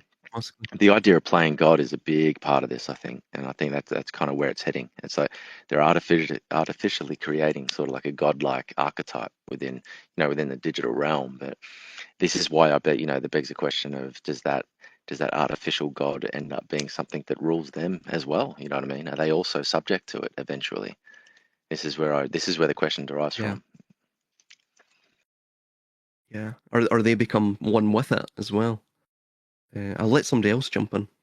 I think, but going back to your question, Sinker, I think that there's a big difference between the kind of the sort of imaginary idea of AI and artificial intelligence and what we're actually working with at the moment, which are just, as Silas pointed out earlier, they're plagiaristic language learning models, which is essentially all we've got. It's not anything particularly sophisticated. It's just got a lot of throughput and it can do things quickly using a lot of computational power. So it can look for things, crunch it down into digestible forms, regurgitate it, and produce a product, whether that be a text product, musical, voice, mimicking, graphics, video. So when you talk about in the future it being kind of a benevolent thing that goes full circle, at the moment we're not really even able to sort of ascribe that kind of thing onto it, because it really isn't. It isn't really an artificial intelligence. So until things change, I don't personally think that it's anything other than a prison, in the way that it just is a Sure, tool. but could it also not be a prison to those that feel they're in control of it? You know what I mean? That's where I'm getting at. Is I kind of feel like it could also, yeah, extrapolate that way. But Does continue. anybody Sorry. feel that they're in control of it? You know, I mean, you know, there's a good argument that let's say those that have, quote, created it know only too well what it is and what its limitations are, and it's just being sold to us as an intelligence, just a name. Yeah, it's just a It's like name. it's like calling things smart, like smartphone, smart fridge, smart whatever. It's just planting that seed that somehow these things are sentient, whereas actually it's not. It's just a complicated machine. It's like people look Yeah, at computers and they go, "My God, how does it do that?" I mean, but if you have an understanding of how a computer works, you just know that it's bamboozling you because it just works very, very quickly. You know, and yeah, Yeah, that's you a know, good. Yeah, it's a and good response. Yeah. it's the same with AI. You know, it's just it's plagiarizing human experience, and then because it works so quickly, it's able to gather all of these information points and then deliver it to you in a fraction of a second, which gives the illusion of intelligence, but it's not. It's just a very fast Yeah. computational machine. And I'm not necessarily claiming that it is intelligent in any way. No, It's no, more no, just I'm not. I'm the just pointing faith. that out. No, no, I agree with you. I think it was an excellent response to it, but it's more the belief within it obtaining that kind of power. You know what I mean? So if the masses end up having that kind of faith within it, then again, I can potentially see how the elite circles could also have an equal amount of faith in it to the point where they become subject to it themselves. That's yeah, that's kind mm, of where I was getting at Yeah, with it. But some of them will, yeah, some of them won't. It's difficult, isn't it? Because it's like we start to talk about groups who are not us. We start to talk about other. well, yeah, You know, and exactly, yeah. in your mind, you've got this sort of semi or nearly wholly formed idea of what you mean when you say, in this case, the elite.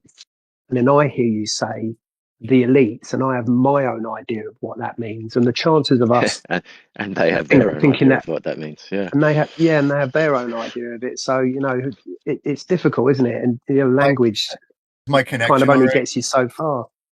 Yeah, go hoodlum. Yeah, you're Um, back, mate. Go for it. let's let's see if the whole scripture goes to plan as in the Holy Land and everything, and let's see Well, if yeah. um Israel, what the other Jerusalem one was. Oh falling. yeah, let's see if everyone gets like a needs to get a barcode on their skin or whatever too. If all that stuff starts to become one, that's like if your identification, social security number all has to be like branded on, that's going to be an interesting Jesus, outlook. yeah, particularly coming from Israelis, where you know their heritage is, let's say, you know, the Holocaust, where you know people were tattooed with this ID number. That the idea that it might somehow come from that region is just, you know, Yeah, just the irony is off the and charts, that's where right? Intel is an Israeli organization, is it not? And they're the chipboards within every single one of our Yeah. devices. You know what I mean? Well, Yeah, that, by So the way, that's yeah, another thing. See once, see if Taiwan was to go offline. Do you know the yeah. other place that could provide for the Western world some semblance of their chips in terms of their chip supply? It's in Israel. I So, thought there was wasn't there something mm, in Finland or one of the Scandinavian countries? probably well, yeah, Sweden, I think. the Dutch and the Finnish and I think the Swedish and the Norwegians as well. They produce the components for the chips, but they don't assemble the chips.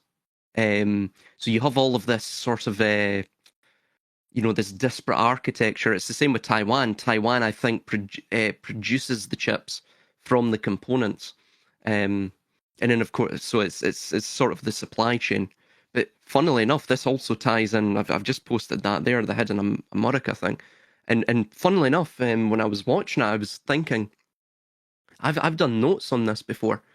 And, actually, funnily enough, I had. And he's sort of tying in things that I'd noticed too. So if you look at computers, they're built on a 32-bit system, right? Typically. And of course, these are all of increments of 8.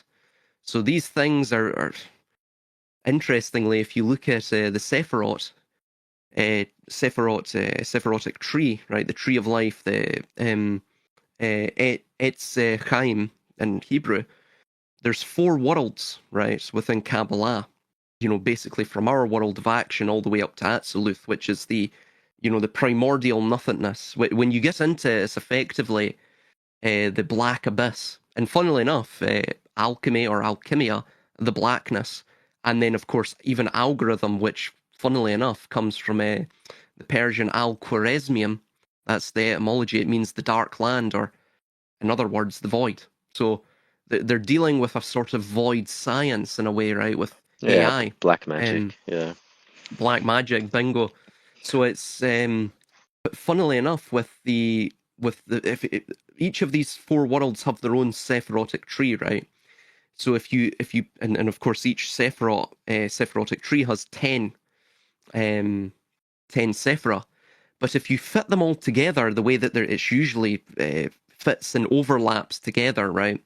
It becomes 32 Sephira or vessels within the 4 worlds.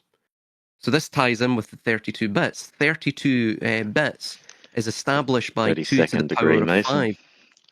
32nd degree Mason before you get to the 33rd. That also relates, by the way, to the vertebra of the spine as well. You see it in Dante's Dante Alighieri's Divine Comedy. When he's leaving hell, he climbs it's either 32 or 33 stairs, right? Yeah, it's true. And there's the Age of Christ. 33 parts to that book as well. 33 parts, yeah. This also ties in with the hexagram. Again, the 2 triangles overlapping and interspersed. You have the 3 points there, so the 3 and the 3. 3 to the power of 3 is 27. So that's the 33 as well. You have the 27 club. So you've got all of these overlaps. Basically, it ties back to, as we were talking about, the transgressive rituals, right? This doesn't have to be real. It just has to be believed as real within the esoteric nobility, if you will, right? The ones who believe that they are. I think that's a big point to draw. It just needs to be perceived to be believable, or vice versa. Yeah. I have this argument with friends of mine where they don't believe it, and I said it doesn't matter whether you believe it or not. If a suicide bomber detonates his vest in your local pub because he believes that he's going to go to heaven and sleep with 100 virgins, it doesn't matter what you believe. Why can't you just because you don't believe it to be true doesn't mean it's not a motivating principle for somebody else, right? Yeah, exactly. And I think that's a big part of the elite circles. Yeah, it doesn't necessarily need to be true, but it's just that that they believe it. Chessboard, they'll move on it. That's really interesting because in the Discordian ideology, Eris, chaos, is termed as embodying reality, i.e. a substance, whereas her sister, Aneris, is order, and that is termed as nothing, emptiness. So there's existence, and then there's non-existence. And in the Discordian religious idea, Eris is the embodiment of life and the world. And I find that really interesting because we've got this situation that we've been speaking about where we're existing with Charlie Kirk, ears being shot off, president assassinations, crazy stuff going on, Venezuela ships being accosted and taken over. This is our reality, and that is chaos. But is that now? Should we be viewing that, as Silas is saying, as this hyper reality, i.e., nothing, as in fantasy, and the AI, which is the order, I mean, that there's this idea that they're the same. It's the same thing. It's like Eris is chaos, and that's reality, and AI is truth, and that's kind of the fate. It's the same with. It's kind of the same thing. No, you're spot on. Chaos is life, and order is death. This is why the zero is the order, right? The zero is the ayin, the nothingness in Kabbalah, the singular point. And life was birthed through the divine contraction of the Simsum, which is the one. And actually, from that zero emerged the one, the pillar of light, the axis mundi.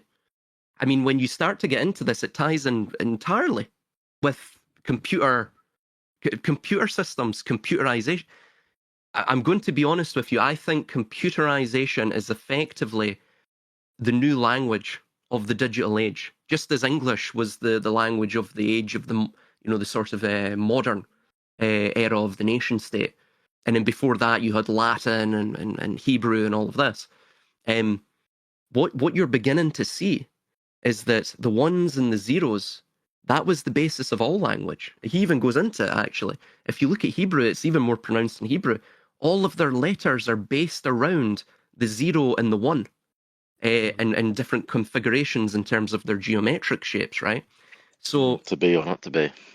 To be or not to be, that's, yeah, I mean, and the idea of the 7 ages of man, that links back to, firstly, the Zohar believe that at the end time, when we become the God-man, a star from the east will swallow up seven stars in the north. But that ties in with the astronomical thing of the Ursa Major. But basically, the idea is with that, the metaphorical idea, and even Set is stated to eat 7 stars from the north, right? The idea is that we, through the ones and the zeros of computerization, we will merge with this nothingness. We will digitize ourselves, because that is effectively what God is residing within, this sort of cyberspace of this digital singularity. In fact, that's what the zero is, you know. You sound like you're describing like a singularity, that we're heading towards a singularity. That's it, yeah. Yeah. That's fucking quite weird and scary and profound. See, if you think of this, imagine it, right? Just visualize this. This also ties in with quantum mechanics. So, for example, you have the Bloch's quantum sphere, and this maps how the qubit, which is the quantum bit, again, this is all theoretical, but it ties in with Kabbalah, so I mention it because of it, is that the Tower of Babel, remember, was built, and then it fell by the act of God, right? Or Yahweh or whatever. And you go back to Sumeria, it's the same idea. But in fact, even the Mayans had a similar idea of the Tower of Babel. They just call, I forget what they called it. It's in the Mayan Codex of the Kishimaya, the Popol Vuh. And so the idea is that think of the inflationary universe, which is also Kabbalistic, that you start off with a singular point that breaks apart, again, the ayin, the nothingness that breaks apart into through the divine contraction, the Simsum. This is all Kabbalistic creation myth. And then creates that sort of the spark, which generates the thesis, antithesis, synthesis. And by the way, you actually see this in your veins. Look at your veins. Look at the trees outside. You have the Lichtenberg pattern, which is this Y-shaped pattern, right? Effectively, what it does is you'll have a maturity of growth, hits the upper threshold of that growth, and then it breaks apart into the thesis, antithesis, and then that thesis and antithesis develops its own conflict and creates a new synthesis, so on and so forth ad infinitum, until we get back to the singularity, until we basically undo the momentum and the chaos, we get back to the order, the divine order. So they believe the only way to do that is through sin, the redemption through sin idea, right? Through destroying the world. The idea is with the world egg to break free from the world, to be born, right? For this embryo to be born of the divine son, the yolk in the egg, is that it has to break the shell. right? So the idea is you destroy the world. Can't make an omelette without breaking eggs. Exactly, and you do that through cyberspace. But the idea with them, just really quickly, sorry, I'm going on a rant, but the Tower of Babel. So you have the inflationary universe, which expands in a sort of fan. But think of this expansion is through these continual cycles of thesis and antithesis and synthesis, right? And the spiral is getting bigger and bigger and bigger and bigger and bigger until it hits, again, like that Lichtenberg pattern, the Y principle, it hits an upper threshold of inflationary growth. And then it begins to, go down and down and down. This is the idea of the rise and fall of the sine wave, right? But it's going back towards that singularity until obviously the cycle starts again. Their idea is they want to break free from the cycles by effectively creating their own metaverse, where they become the god of their own virtual world. They've understood they can't break free from the egg, but the best thing you can hope for is to create your own egg. So it's I think the best mad. the best you can hope for is a temporary situation. It's almost like there's this sort of, I was going to use this analogy, but it's pretty weak actually. This idea that if you're on like a fairground ride where you're spinning round and round and round, and it's an exciting time because you're spinning round and round and round, and then there comes a point where you let go, and then there's a moment where you still feel like you're spinning round and round, but in reality you're just disconnected from everything, and then it's going to flash. Yeah, that's actually a brilliant analogy. Yeah, it's a good analogy. Yeah. So where do we think this is like, it was sort of billed as an end of year wrap up. What do we feel that next year might bring in terms of, do we feel optimistic, or do we think that there's going to be a more of a pronounced chaotic feel to next year, and what might that look like? I know Silas has mentioned that kinetic war is obviously on the table, but does anybody else have any ideas about whether their feelings about next year or what they might think looking forward? Is there any value in that? Well, I think it's more about looking forward rather than being like a calendar situation. Looking forward. I kind of always see these things as more of the same, isn't it? It's just like I said, you can just keep kicking this can down the road for millennia. Really, I don't think there's any sort of end date on any agenda or whatever. I think we get thrown all these Agenda 21s, Agenda 30, Agenda 50, 2050, whatever. Yeah, right. I think that they're always a few years symbolic. Exactly. I think that's very symbolic of the fact that this can drag on for as long as it needs to, and it may not even be our lifetime, so it's like it's just this tiptoe sort of situation, and it's going to go in that direction for sure. But at the same time, depending on what you're focusing on, I think we can swing things around in other ways where we focus on better things, more beautiful things, more, how we apply ourselves to our own lives and the people around us and things like that. And I think things can definitely change in a good manner very quickly if we apply ourselves in that manner. But I think ultimately it's a game of attention, as we keep bringing up. Yeah, we're sort of looking out, and we're looking out into the world beyond us and trying to make sense of it, where that's impossible. And whilst it's an intellectual exercise, I think you're right, Sinker. It's about managing your own house and your own experience and your own mind. Not being swallowed up by the fear mongering. Which is hard to do, because if you want to examine something, you've got to buy into it. There has to be like a suspension of disbelief in order to have the conversation that we've all just been a part of. You have to sort of buy into it. You can't come at it going, oh, it's all fucking bullshit and it's all nonsense. There has to be a part of you that believes it in order to explore it.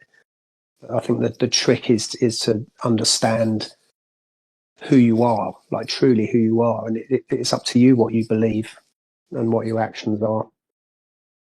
Yeah, well, from my perspective, I think it's trying to stay objective and observing from as objectively neutral position as I can muster, which is difficult. And I have my own particular failings in many regards on that matter. So it's a work in progress, but just trying to sort of see a version of truth. I don't know whether everything can be boiled down to truth. Probably impossible.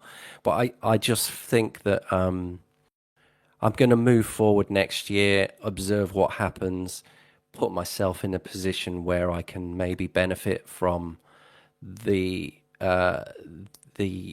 volatility, shall we say, that is probably going to ensue, and try and stay not waving any flags and not jumping on any bandwagons and not becoming involved in the chaos. I'm going to stay on the outside looking in. I think that's my It's like I guess the question is like how do you stay positive in the face of it? What's your daily mantra where you sort of go, bloody hell, the world's crazy, everything seems to be going to shit, or there's dark forces assembling and they're trying to do A, B, and C. What is it that keeps you grounded in a place where you can operate from? And I'd extend that to Silas and to Hoodlum. Yeah, I was going to say, Hoodlum, any final thoughts? Yeah, I'm here and I'm loving. I'm like everyone's perspectives. I'm thinking about the mantra. Thinking about like a few different things. Like if it's true that that they used to like speak in music and that everything was like poetry. They would speak in rhyme and rhythms and stuff. And maybe maybe like maybe we'll be able to go back to that. People will be able to go back to like talking in music. I think that would be really cool with the technology. We could do that. And coming back around also with vorticism and some of the old poets that like I've learned from David Bowie through Ezra Pound and some of these old questions that a lot of artists have been going through for generations since the First World War, talking about the Federal Reserve Bank and all these same questions for 100 years. 100 years. And yeah, those are my last thoughts. I love the conversations going on. Thinking about it, my last question would be, just be like, going back, this is my first year of kind of like getting in the recorded conversation game, and I'm so excited to like go back in a year from now and hear what we were talking about now. And my question to all maybe some of you guys at the end here would just be to say like going back a year ago from your videos from a year ago, what do you guys see that like a difference, or what do you reminisce back on those ones and stuff like that? But no, thank you guys so much for having me on this chat, man. It's so awesome to chat and catch up with you guys. Silas, great having you here. It's been a while since we got to talk, and so it's so great to hear your elucidations on so many of these subjects that it's getting into the ones and the zeros, the nitty gritty.